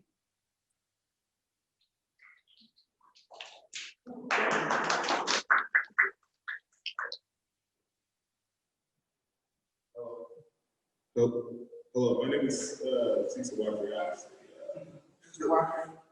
Can you hear me? You hold it close. Okay. Because I don't think. That, Ms. Graves has a better mic. This, That's a better mic. The reason why I'm asking, as I was nominated, the reason why I would say, the reasons why I would want to be board president has to do with the experience that I've had in the last year, as well as understanding the confidence of what our district needs moving forward. I know that I want to ensure that we remain fiscally responsible, that we, with COVID and the numbers that this audience just got, ensuring that we make adjustments. I know that we need more community engagement. We need the flexibility out of the president to ensure that they're in the community, visible by the community, that they're able to collaborate, that they take a strength perspective of what needs in finding the components and the capacities of other board members to ensure that it's a well-oiled machine instead of everyone just kind of being up here. I want to ensure that our community is able to see us and see the work that we're doing, see the work that needs to be done. And I also want to ensure that we have transparency and accountability. Too long, I have sat in those chairs. In 2017, I worked for the district. Got to know teachers, got to know administration, got to know staff and kids. Not only when people talk about having kids in the district, I literally have kids in the district. I have two living in my house, two alumni living in my house right now, former students. What I'm trying to do is ensure that we have a future, that we become the gem of the KC metro area. We have the most representation of Black and brown kids in the district, and only 30% of our district own their houses. I want to ensure that the parents have the support that they need to ensure that they can get their kids to school, so our attendance can be up, so we're not so transient. I want to ensure that Cerner is held accountable for, I think my time is up. But I think the important thing is that I want to be present to ensure that we continue to move forward.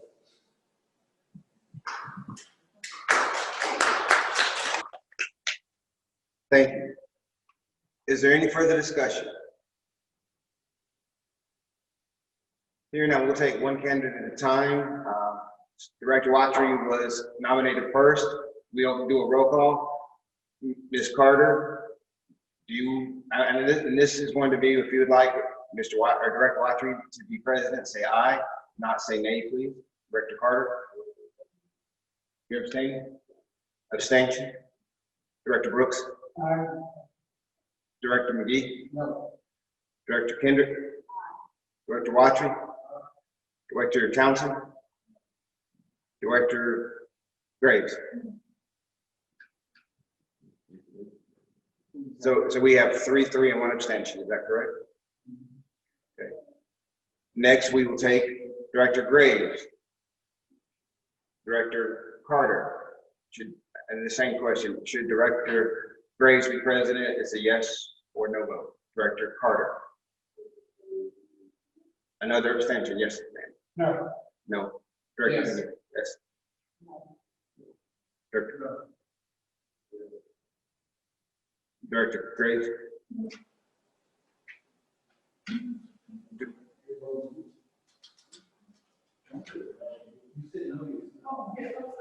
I was going to say, did you?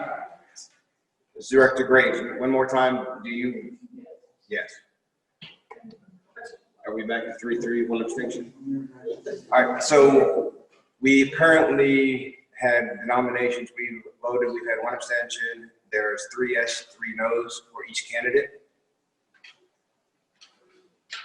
Any further discussion that anybody would like to put out at this time? Director Graves. You know what? I'm just concerned. I've been on the board 6 years, and I've never seen anything like this. I've never seen where someone is asking, well, tell me why you want to be. You've been on this board at least for a year. You should have some kind of understanding. I just think I'm very concerned about this because this is really not the procedure that we do. We never done this like this. You know, you're asking somebody to, to explain why they want to be on the board, which I think most of us have because we've talked to other board members. So then when you bring us out here, I'm not saying you, but I just think it's very difficult. Then you abstain, when you abstain, you have a free. And so then you can't do anything.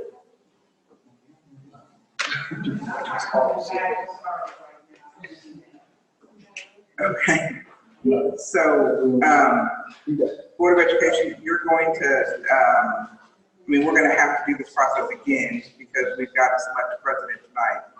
So, if you want to take nominations from the floor again, we can. If you're good with the nominations that you have, you can do a revote. But we're going to have to take a revote for the office of president. So I'll ask, are there any additional nominations for president this time?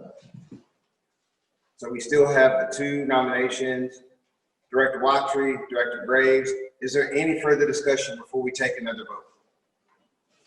Director Watry. I'm going to speak directly to the board. I understand that this may be a difficult decision, and a lot of you may be making your decisions based on experience. Experience is defined by time. Your time in a certain place. Whereas I'm a social worker, and I can only speak to as a social worker and as an educator. But whenever I'm meeting with kids or other board members, the aspect of collaboration, the aspect of competence. I want to ensure that as we go through our board policies and procedures, that we fall in line with those. Now, I understand that there are new board members here that have been board members. But the thing is that in order for us to move forward, we have to do things differently. We have to be innovative. We have a new superintendent. And I understand the aspect of being traditional. But the true thing that I want to ensure that we do is keep moving forward. We have to move forward.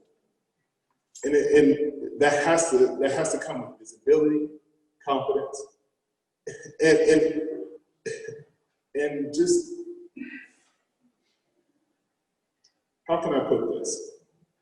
I want what you want. Regardless, at the end of the day, me and Ms. Graves want the same thing. So whatever decision you make, based on our ethics, I'm good with it.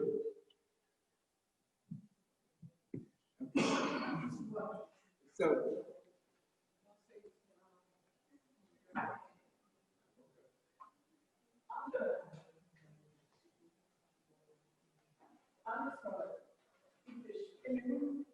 Not really. I want to keep this short, and I'm going to share the same conversation that Mr. Watcher and we've been good.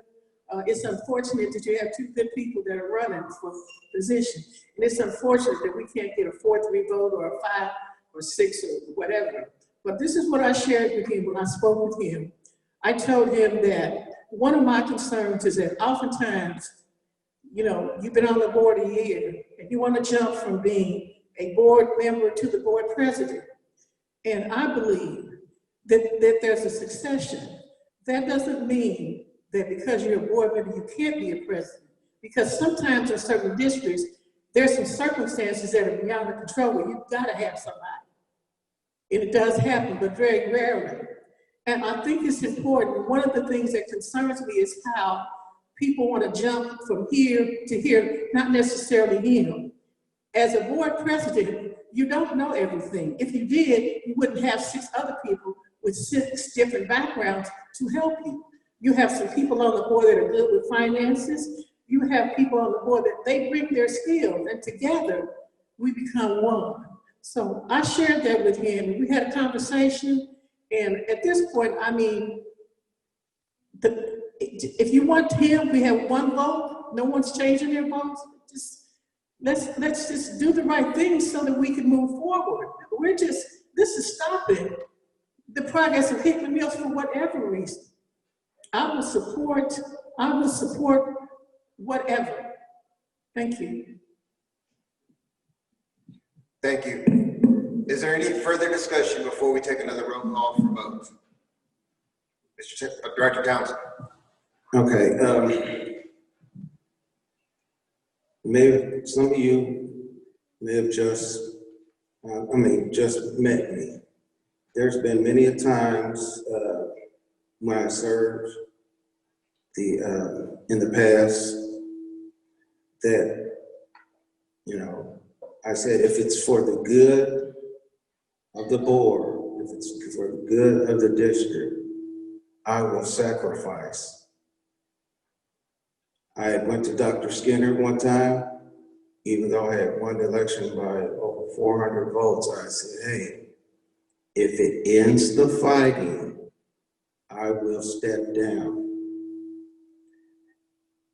If anyone's received an email from me or a text message from me lately, I sign all my text messages, emails with the same line. Selfishness is a character flaw. So with that being said, someone needs to step up and be the person that puts the district in front of their own goals. Right now, we're at a tie. I mean, I don't think anyone's gonna change their votes. It's, you know, one of you people are gonna have to put ambition aside or whatnot. I mean, because both of you guys are saying that you're all both on the same page. Someone's gonna have to step up. Thank you. Thank you. Is there any additional discussion before we take a roll call vote? I just have a comment, I know that we have a new board members joining the board. Even though we have some experience above us, there's still an opportunity working with the new superintendent. And we have new people joining the board. I feel, this is my opinion, I feel that we need to start fresh. I've been this president on the board for a long time, for 6 years. And it's time for new leadership, I believe. And I believe Mr. Watkins is the best person for that position. Thank you. Any further discussion before we take a roll call vote? All right, this role is for Director Watry for president. Director Carter. Abstention. Director Brooks. Aye. Director McGee. No. No. Director Kendrick. Director Watson. Director Townsend. Director Graves. Okay. This vote is for Director Graves. Same roll call vote. Director Graves for president. Director Carter.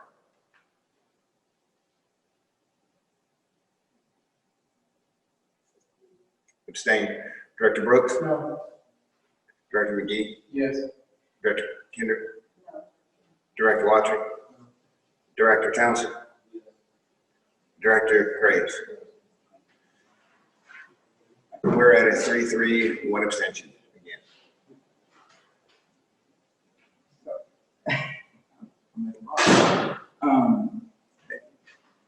State statute requires that we elect the president tonight, so we're going to have to elect the president tonight. Yes, sir.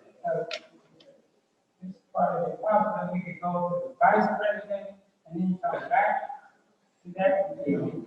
Now, I know we need to follow that, but it seems like we're gonna be dead, not dead out there, and we have to do that. Sometimes you try to get anywhere to go. Director McGee. I guess I'm at a loss. So,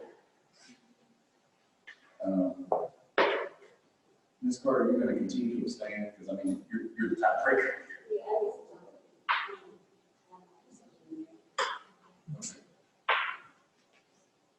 Well, how much time? How much time? Do you need some additional answers from? So, I was gonna say, if the board would like, we could take a recess for about 5 minutes. It is now 8:45. We will resume at 8:50. and let's do this, I'm sorry, can we take a motion, can I entertain a motion to go into recess for, to go into a 15-minute, 5-minute recess? Second. All in favor? Any opposed?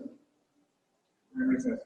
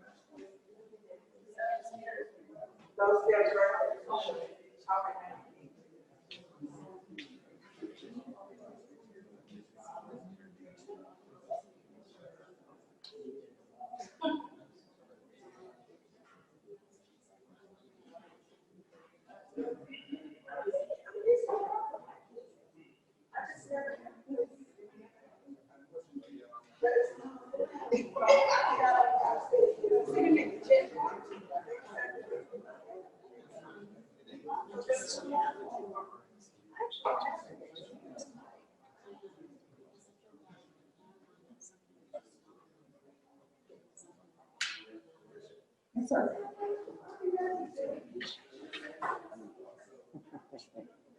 So,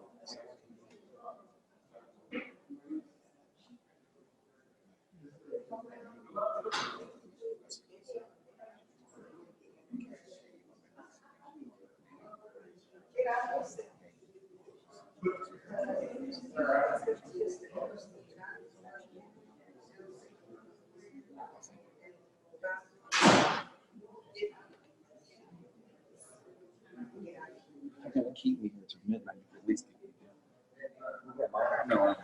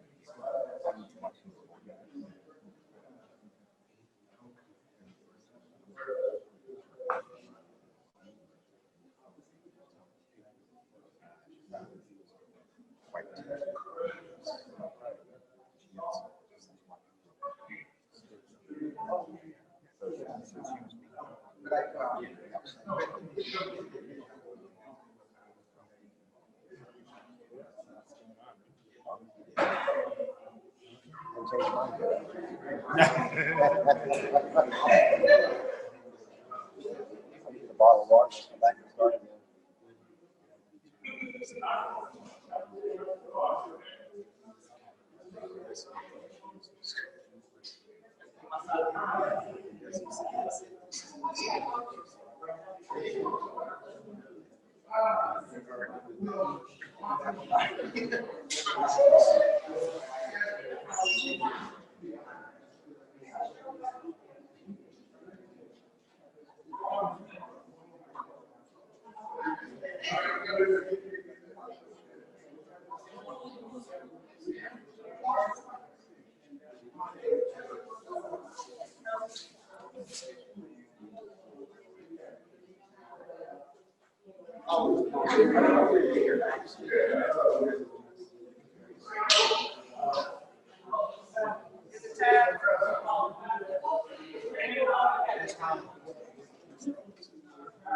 If we could get you to come back together, please.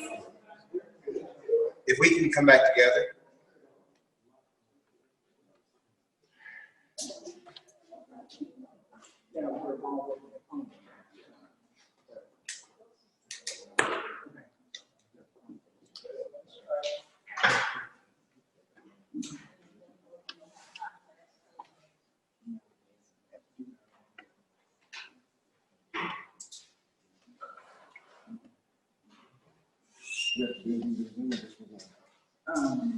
Yeah, you need to take a motion to go back into open session. Could I have a motion to go back into open session, please? Second. A roll call, all in favor say aye. Aye. Any opposed? Okay, so we are going to resume discussions for president at this time. Currently on the table, we have one motion for Director Watry, one motion for Director Graves. Is there any more discussion before we take another roll call vote? This is for Director Watry for president. Ms. Carter, Director Carter? Yes. Director Brooks? Yes. Director McGee? No. Director Kendrick? Director Watry? Director Townsend? Director Graves? Director Graves? No. We do have a 4-3 vote. Director Watry will be the new president. Congratulations. We will now take nominations for vice president. Vice president shall be the duty of the president when the president is unable to perform his or her events or absence. Do we have any nominations for vice president?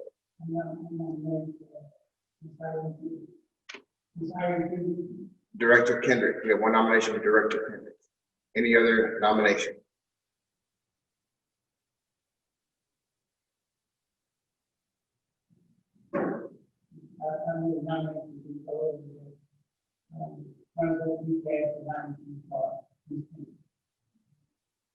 Do I have a second?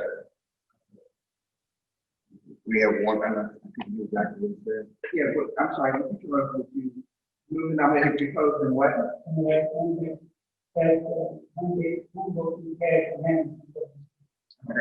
The motion was that the vote be closed and one vote be passed unanimously for director. We have a first and we have a second. All in favor say aye. Aye. Any opposed say nay. Congratulations, President Watry, Vice President Kendrick. I will now turn the organization, the rest of the meeting over to President Watry.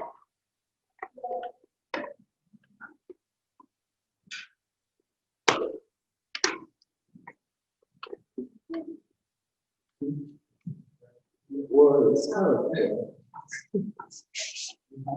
hold on a second, hold on a second. Due to COVID, I'll have you sit right where you are. And we'll sit right there. I'll sit right there.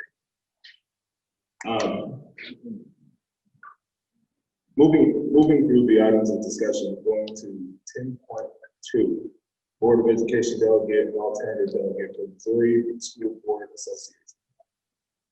Is there a motion for, or is there, well, actually, this is one of the decisions in which the president would allocate or ask for a motion for the board to provide a motion regarding the delegate, the education delegate, the alternate. Yeah, you want to take a motion for the delegate? Yes, I do.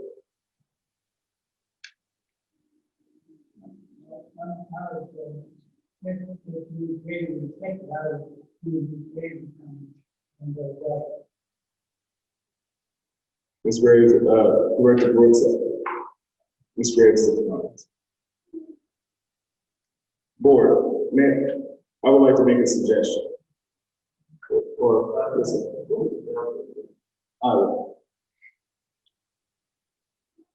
so I would like to make a suggestion. For items 10.2, 10.3, 10.4, well, actually 10.2 and 10.3, discuss committee chairs as well as a delegate and alternative delegate. We meet June 25th. This would also give us, what I would suggest, or what I'm requesting a motion for, is that we table these two items to June 25th so that we can look at the capacity of board members and their willingness to take on these roles. President Watry, if I might, we really need to have an MSBA delegate named tonight. The deadline for us to have the two MSBA is tomorrow. There is a conference coming up and they want that delegate in place. Okay. So you just want to go to your delegate and on.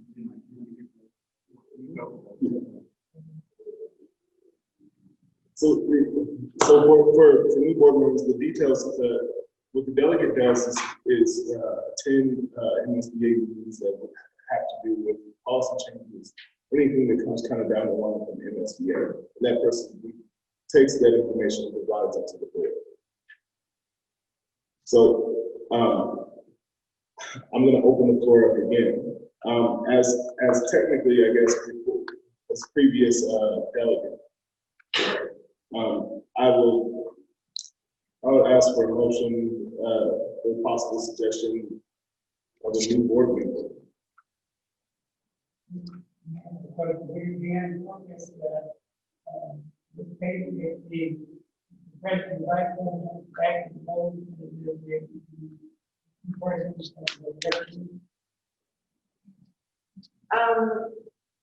That is a possibility, but I would say let that person serve as an alternate.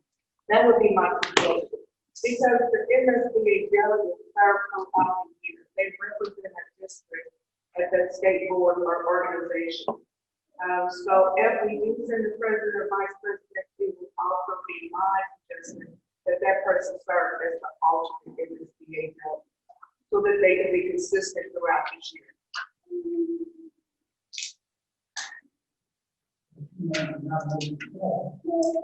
Would anyone nominate themselves?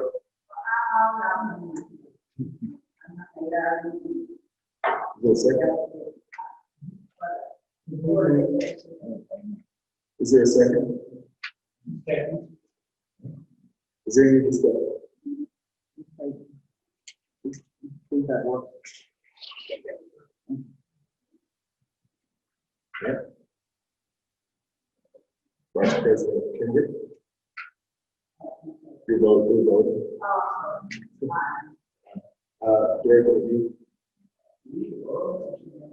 Yes, we're voting. Oh, so there's no motion that needs to be made, it's just a nomination, am I correct? And be accepted. And this is as the alternate, correct? Yes. Okay, thank you. Okay. So is there anyone who would like to be voted? Okay. All right. So moving on to we must just vote. Wait. Excuse me for a second. What you're telling me, because I want to be sure I'm clear on this. We have a delegate and an alternative, correct? Correct. And she is the delegate.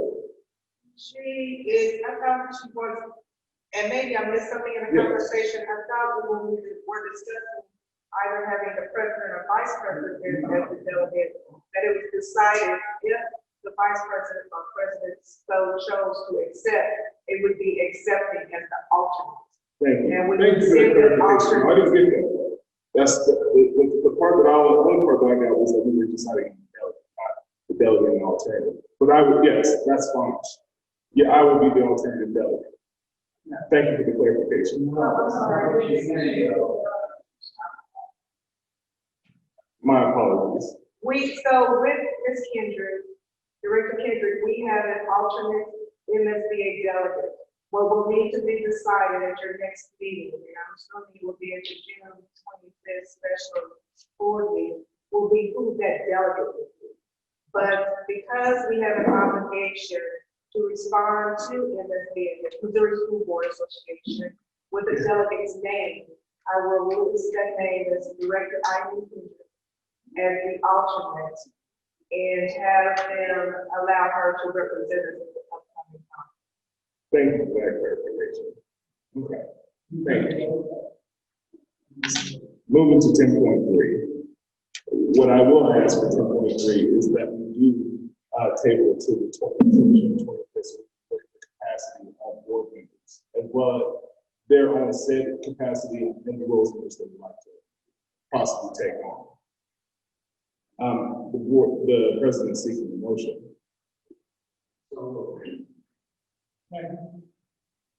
Is there any discussion? Director Carter? You're okay. Director Brooks? Director McGee? Vice President Kendrick? Director Constant? Okay. Director Graves?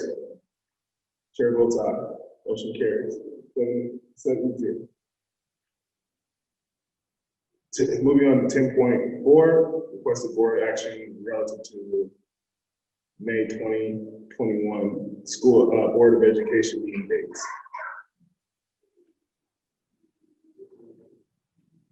Ms. Payton, they're listed, they're placed up on the board for all to see, correct? Correct, and it's necessary for us to vote on this because the previous board wanted to be the date after June for this board to decide. So a vote is needed to approve the calendar. Okay. So after the directors have had a chance to look at the calendar, the chair is seeking the motion.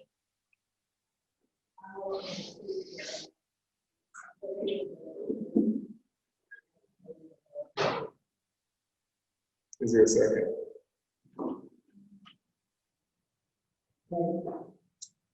Is there any discussion? All right. Going to a vote. Director Carter. Director Graves. Director Townsend. Director McGee. Director Brooks. Vice President Kendrick. Chair votes aye. Motion carries 7-0. 10.5. Board of Education Ethics Policy. I would like board members to take some time to review the policy and see if there's any changes they would like to make or suggest, or if there's any discussion before we move to a motion.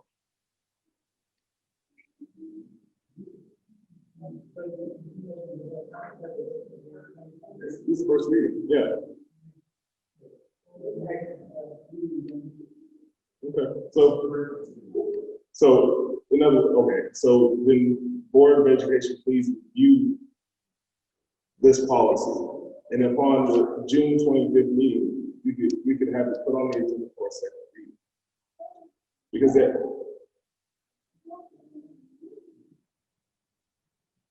if the board approves.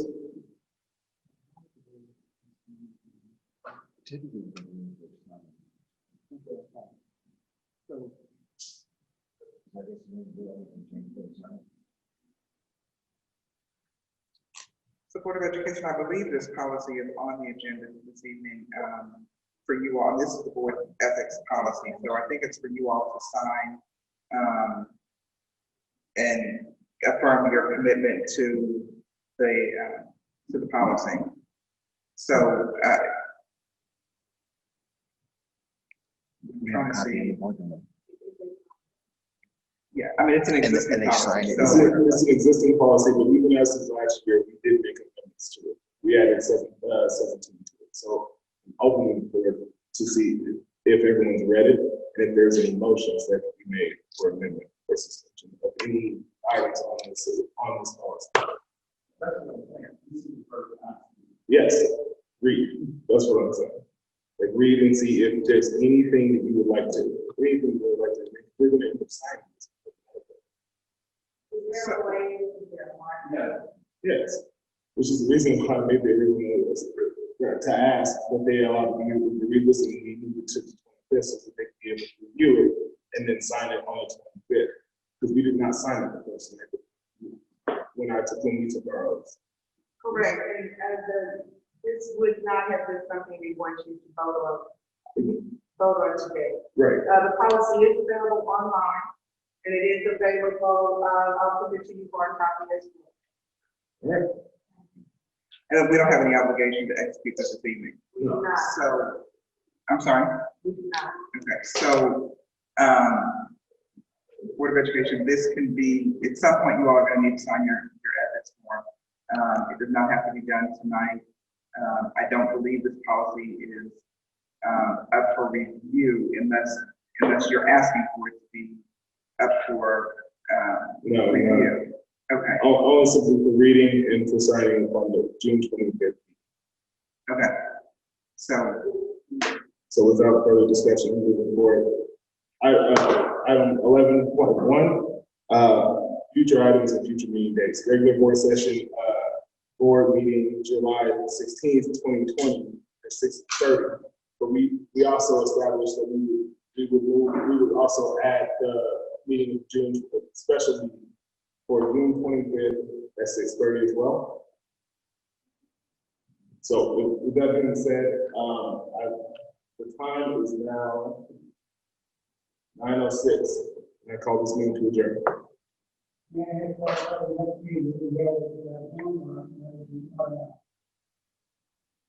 That is entirely at your preference. We serve, this was requested to be live by the president.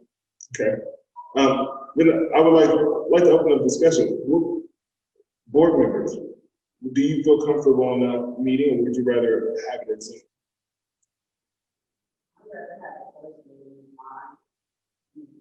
In person? Dr. Skinner, can accommodations be made such as this to ensure that social distancing practices are put in place?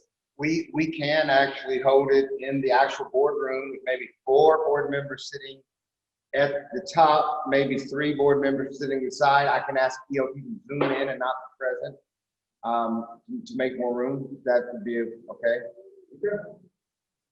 Is that an agreement with the board? We have better equipment in the boardroom. It'd be a lot easier to hold this. Okay. Well, if there are any changes, please, I'm sure we'll find out the reason. So the time is now 9:07, and this meeting is about to begin.